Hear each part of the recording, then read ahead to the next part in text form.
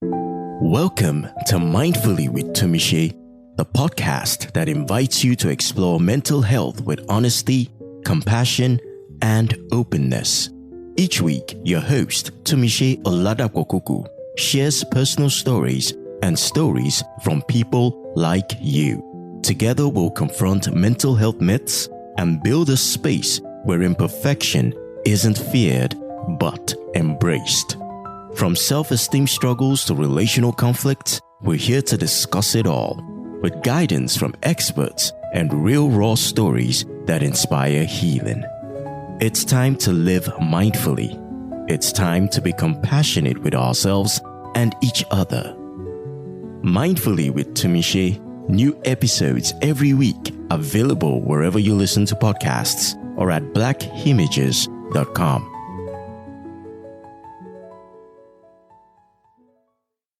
Hey, mindful partners, how are you? Of course, you know that that's code for you to check in on yourself.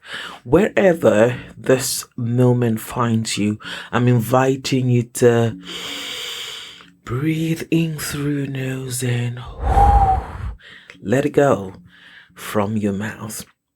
This episode is not a how-to. It is not a lecture either. It is, in the fashion of Mindfully with Tumishe, a story. A slow, reflective, hopefully unfolding story about change. You know, that kind that doesn't always announce itself with fanfare. We're talking about evolutionary change.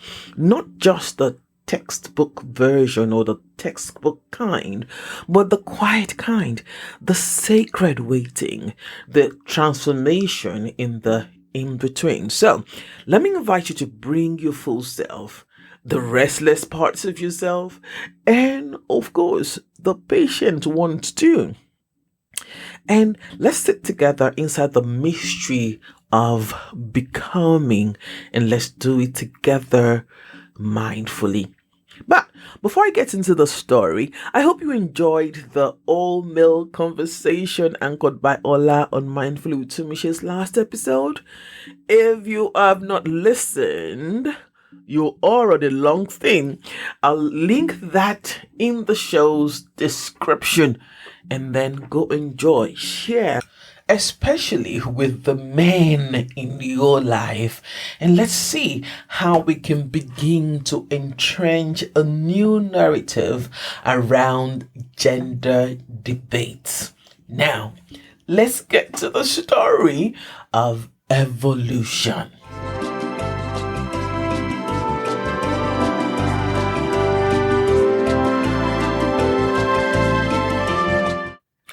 So, I have always had issues with the concept of evolution, and I still don't understand it fully. Thanks to Mrs. Onojaife, this is my secondary school biology teacher, who basically thought at best this concept was pagan. While I do not agree that man evolved from apes to humans, and frankly, being African and Nigerian, and a Yoruba girl to be precise, I grew up with a lot of folklore and stories that attempt to explain why this species of animal, that is the apes or monkeys, have some semblance to humans. I have a favorite one, and I'll share that with you. This one says the supreme being gave the monkey, we'll use the Yoruba word here, inoki, some ointment to apply to his body, totally covering all parts of his body, with a caveat. It was to stay hidden or in hibernation for 7 days before it shows itself to the animal kingdom again. However, Mr. Monkey, Inoki, couldn't wait till the 7th day. He came out of hibernation, and thus his evolution couldn't be complete. And according to the story, this is why he didn't become fully human. As a young child, this story was not only hilarious, but it was also used to preach patience and delayed gratification. My imagination as a child would put Inoki in one quiet place, thinking to himself and becoming very antsy and jittery. My thought was, why wouldn't it come out of hibernation or hiding before the stipulated 7 days? And if my memory serves, the Inoki stepped out on the fifth day. And of course, he didn't come out as human. He must have been bored. And this is coming from a child who would rather stay alone and write on her walls, the walls of a bedroom, than relate with people. I felt such sympathy and compassion for Inoki that as an animal, he desperately wanted to be human but wasn't patient enough to wait out the 7 days. As a young adult, though, this story and some stories about other animals like that of the tortoise and the hare, which I think is represented in all cultures of the world, became the guiding light of my path, teaching me resilience, patience, and most importantly, at least to me, delayed gratification. And sometimes, I have to be honest here, I become very passive with my goals, with myself, and even my relationships. But now, as a mindful adult, these stories help me connect with the world I am trying to navigate with their obvious and not so obvious lessons. Ego, evolution. My account, of course, and the representation of this story has taken some creative liberty that will suit, but it also carries the basic message of the story and my version of evolution. You see, as I have, wait for it, evolved, I have come to the understanding that the concept of evolution is the very fulcrum on which existence pivots. And to me, it's the only constant thing that exists in the universe. Change. The constant wheel of change. Now, let's look at another story that I think speaks to, again, evolution. It's another animal story, the butterfly. The evolution of the butterfly that is used to metaphorically explain metamorphosis or changes is the one I enjoy thoroughly, and I enjoy exploring it. Mostly because of how it supports the evolution of humans from conception to birth, the birth of his or her journey through life. This story of conception to birth is one that will, in my opinion, capture the full essence of evolution. Okay, at this point, it is imperative that I draw some similarities between these stories to the thoughts I have been championing since the beginning of this year. Who are you becoming on the way to achieving? Before I go any further, I must say I'm not an expert in evolution, so don't come at me with the scientific versions or the textbook versions and all thouing had to say. No, I am not an expert, but I see it in everything around me and by extension around us. Unfortunately, I think we've become so jaded as humans that we cannot relate the daily changes and challenges we experience to evolution. We live on autopilot and we are blind to the wonder that is existence. For example, a man and a woman come together, and of course, that's the biblical coming together and knowing each other, and a child is conceived. And a 9 months, actually 40 weeks journey starts, very much like the butterfly's metamorphosis. One similarity here is that when the butterfly starts on its flying career, it doesn't know where its flight will take it.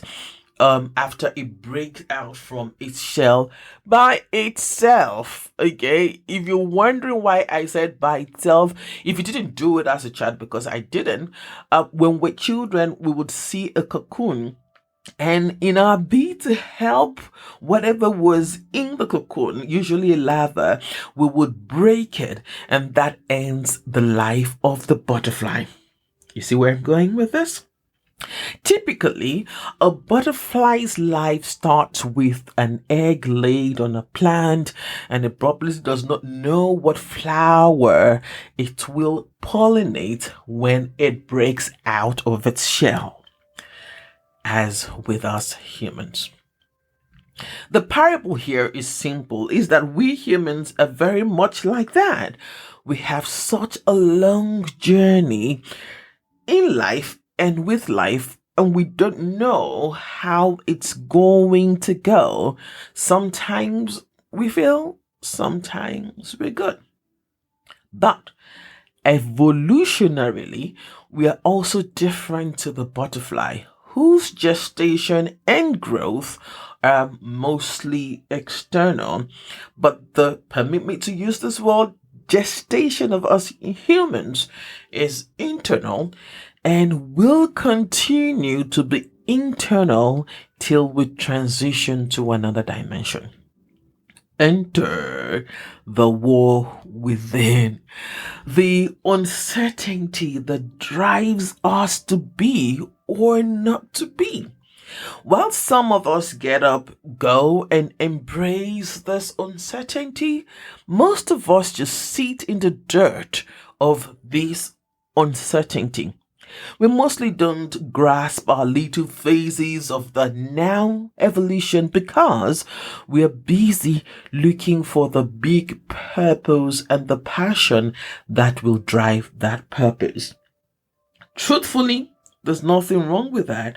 And if you're still in this phase of your personal evolution, this is your wake up call. You've heard me say over and over that life is lived in the transitions. My understanding of the concept of evolution, that is change, is what birthed that expression for me. I work to live in the present state of growth so I can take something from that phase as a lesson, a life tool, or anything of the same to the next phase of my being.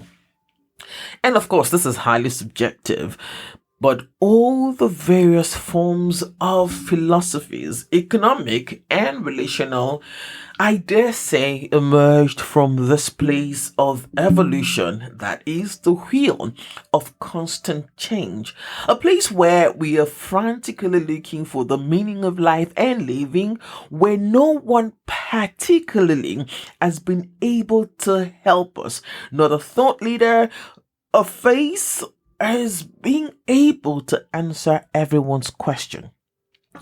And I'll explain what I mean. I mean that all these philosophical schools of thought and the psychologies that back them haven't totally give us answers to these existential questions that seem to plague us. What these have done, at best, at least from the little I know, is to help you and I question our reasoning, and at worst sucked us into one huge rat race alongside that proverbial hamster. Maybe not proverbial because I've seen the hamster do it, moving on, ending in the wheel of life. And we go. Vanity. Vanity. All is vanity. Finding the essence of being isn't a bad thing, but being sucked into it so that we forget to be now That is the question. As Miley Cyrus puts it, she says, don't fight evolution because you will never win. Nature never hurries, but it is always on time. If I were to interpret this with my lens, I would say it means for us to be aware of the season we are enough to see the change or to embrace the change and learn from the change. The big question here for me is we do not have a good enough relationship with ourselves that the question of purpose then eludes us. And this is not entirely our fault, to be fair, because we survive on expectations. And these starts from expectations our parents placed on us as we develop in what Don Miguel Ruiz calls the domestication of humans, to struggling to juxtapose, that is, put side by side what we have been conditioned to believe we are or who we have been conditioned to believe we are with the realization of what and who we have now come to believe we have evolved into. The self-knowledge gap is wide. So, there's a constant war in our insides or on our insides that question these, and we are in constant transition to finding the meaning of life. Again, this is not necessarily a bad thing because it is in the curiosity that we might find that meaning for that phase. Sometimes it aligns with our values and domestication, and at other times, despite all our best efforts, things do fall apart. The center is shaky and we are stuck. This is why I heartily align with Viktor Frankl and his logotherapy. Don't worry, I'm not going to bore you with the workings of logotherapy, but in simple terms, it's the foundation on which Victor based his book, Man's Search for Meaning. The theory is founded on the belief that human nature is motivated by the search for a life purpose. So, logotherapy is the pursuit of that meaning for one's life. It is a form used in psychotherapy that emphasizes the human drive to find meaning in life, even amidst suffering. Now, that suffering is what we try to run from, very much like the Enochi who stepped out on the fifth day before its becoming. In recent times, I have spoken so much about being aware of being, and I know sometimes it can sound very esoteric and spiritual, but that's not my intention. The rat race, emotional and economic, we have found ourselves in makes life feel like we are on a fast rewind mode, like a cassette tape rolling on the forward or on the rewind, and we are waiting with bated breath for it to end and then to start playing again, and we continue this cycle. Do we need to find purpose? Yes. Do we need to identify the passion that will drive the purpose? Oh, yes. What I'm trying to get at is we can do all of this with the presence of mind without allowing the search of meaning to swallow us. The way this is different to the disease to please pandemic is that the thing that motivates us to search for purpose and meaning can easily turn to one that will make one deviate from being. As I begin to round off my thoughts, let me share a note that I wrote to myself on change.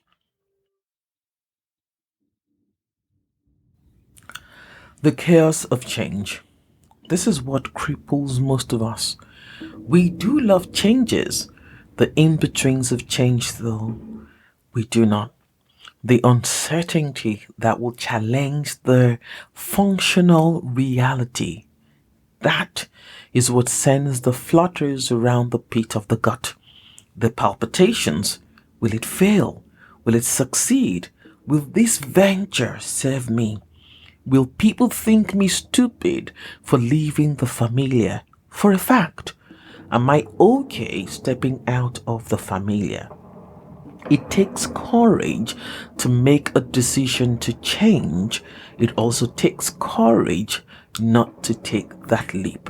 However, maybe the second type of courage has stopped serving. A new familiar is calling you. Are you ready to write the story of the new familiar?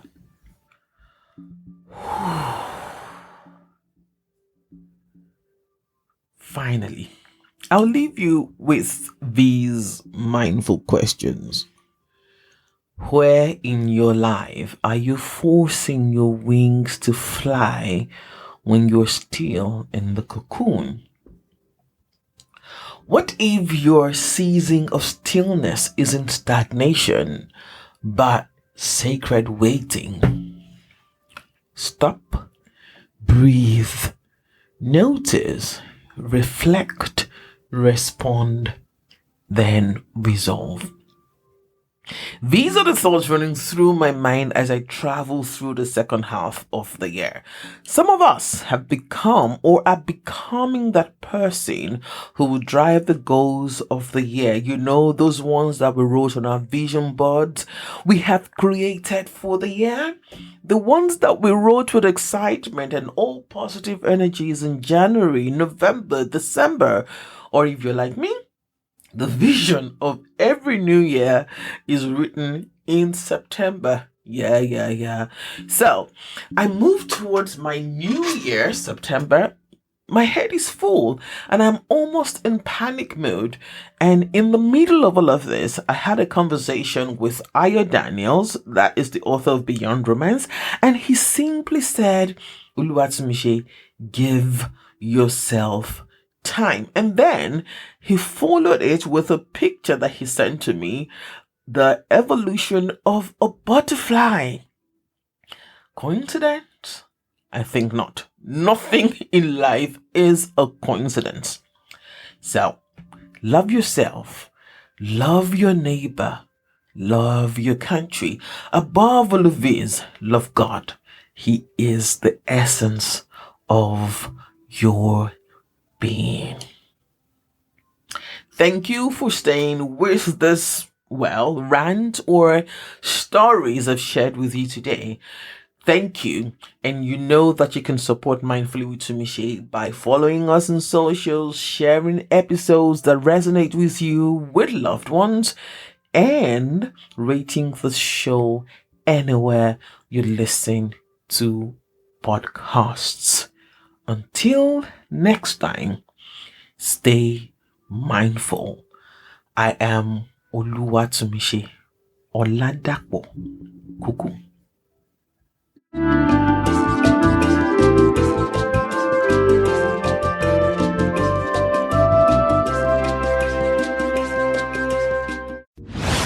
This is Mindfully with Tumiche, brought to you by Black Images.